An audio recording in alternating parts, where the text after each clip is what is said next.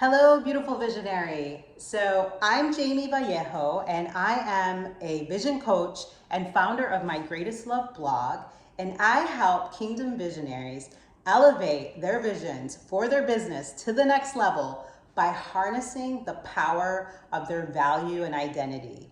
Thank you so much for joining me today. So you have read the book, you have attended the seminar, you have mastered your time management skills, you have mastered your finances, but you still feel like there's something that needs to be added. So all of these resources that you have invested in bettering yourself has made you become an expert in the industry.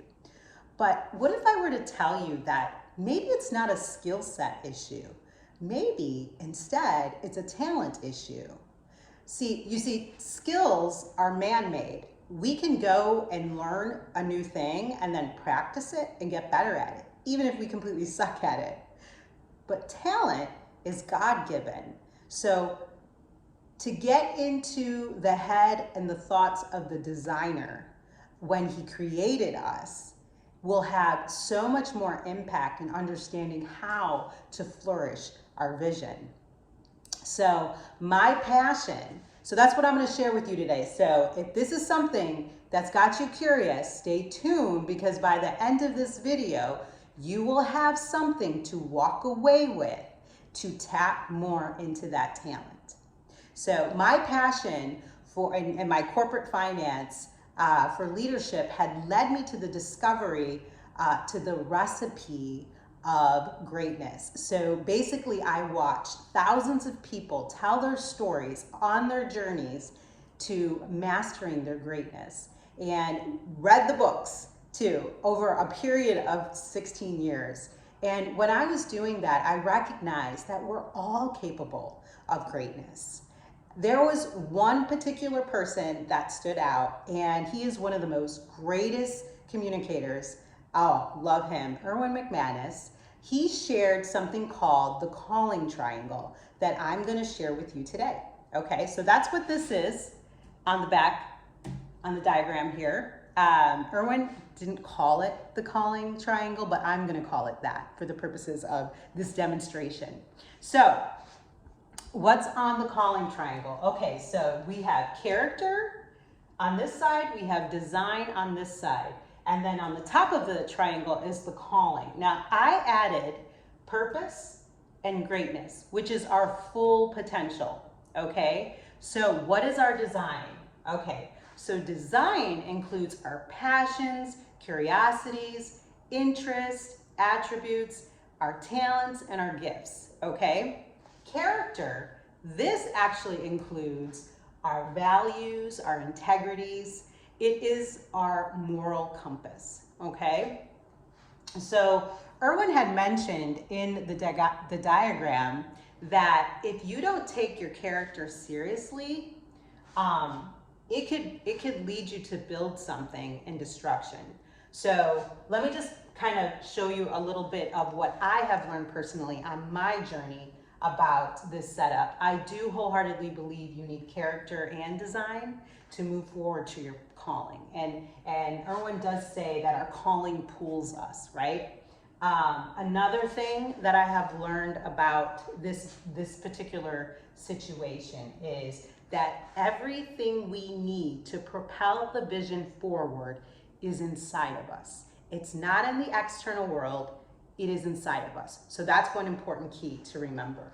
So the idea of the triangle is that we want to elevate both our design and our character at the same time, okay? And that's gonna pull us closer to our purpose. Now, one of the beautiful things about this design that I have found to be true is that when you do elevate these two at the same time, you gain momentum, and as you gain momentum, the path becomes smaller, okay? And it gets clearer and points to a direction, all right? So I just want you guys to get that imagery in your head.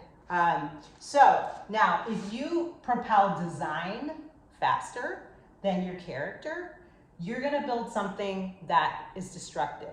So I have done that. I have been there, I have done that. It's very painful. I tried to stay away from that. So basically, when you're designing upwards, you are going to build something destructive and it's not going to move you towards your calling or purpose.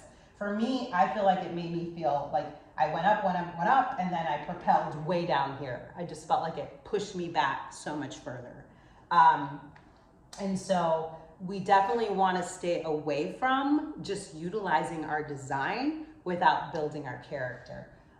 One of the things that I've recognized, there's nothing wrong with building character. So if you're somebody who's still trying to figure out what your design is, what it is you're called to do, I would say invest in character, because that will never harm you. If you come up on the character part of the diagram, what it does is it opens doors for you. Your gifts are going to start opening doors for you, which is going to allow you to work on design and bring it up the course.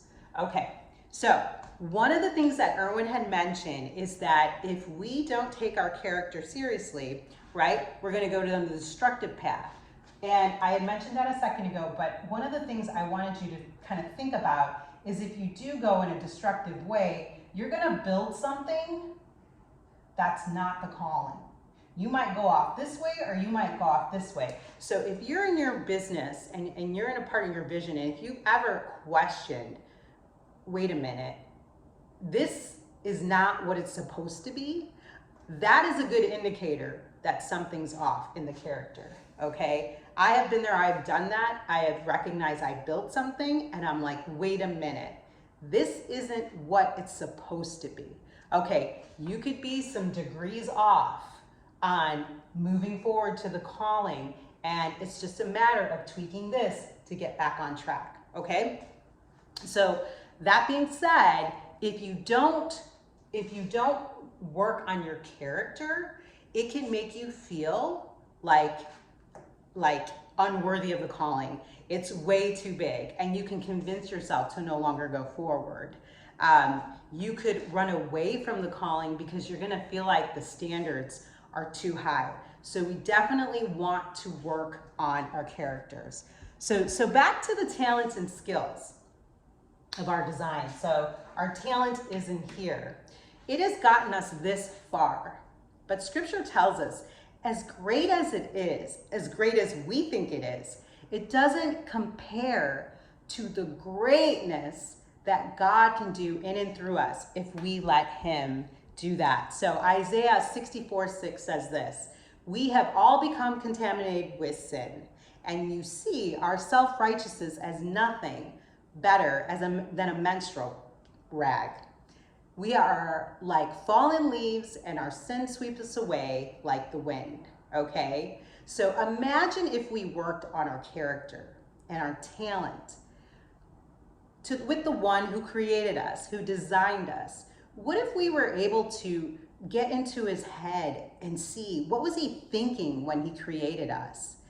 Because I promise you that if we were able to do that, we can unlock the path to elevate this vision and get it off the ground. So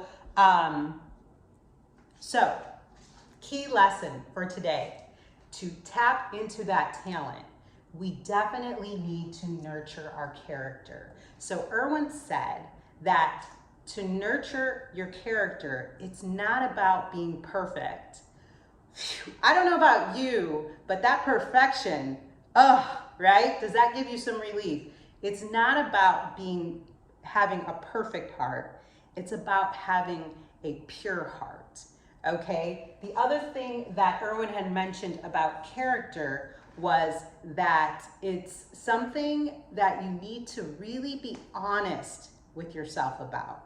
Where are you in the journey, okay? So the first exercise I wanted to leave you with today that's necessary to get that talent flourishing, all right? I want you to ask yourself two questions, okay? But when you do this, I want you to go outside, take a walk, get a breath of fresh air, and I want you to ponder these thoughts while you're standing in nature, all right? In this season, are you nurturing your character as a visionary? And my second follow-up question to that is, Do you have the ability to increase that capacity to nurture your character this season? Okay, that's question number one. I know some of you are writing that down, so I'll let you write that down. Number two, what does it look like if you were to be completely honest with yourself as it relates to where you are in the journey? Now, think about that, and I want you to think about your heart posture. Here's a couple follow-up questions. One, is it pure? And if it is, I want you to write down why it's pure. Two, if it's not, if it's no in your answer, then I want you to write down the reasons why. Okay? Hopefully you guys got those questions written down. So one more thing I wanted to share with you about my journey to greatness was that it started with my curiosity, asking God, am I beautiful? After 20 years, he sent the scriptures, Song of Solomon, to me. After 20 years of studying those scriptures, I recognized that I was truly asking, am I worthy of greatness? He showed me my uniqueness and value, which is the core belief that any of us need as a visionary. It's the core belief and the driving force that propels a vision forward. So today, I just want you to reflect about purity and think about that today in the perspective of your own heart. Next week, I'm going to go ahead and share some more principles I've learned from studying and implementing the scriptures of Song of Solomon. Starting with the one key that unlocks the vision, and that's a pure heart. It is my biggest desire to see kingdom visionaries get their vision soaring off the ground, because I know how much impact that will have for the kingdom, and I know that this world so desperately needs it. So subscribe to our YouTube channel and turn on that notification symbol so that you will be notified when next week's lesson's up. I hope today's lesson was very helpful, and I look forward to seeing you next week. Have a great one, visionary.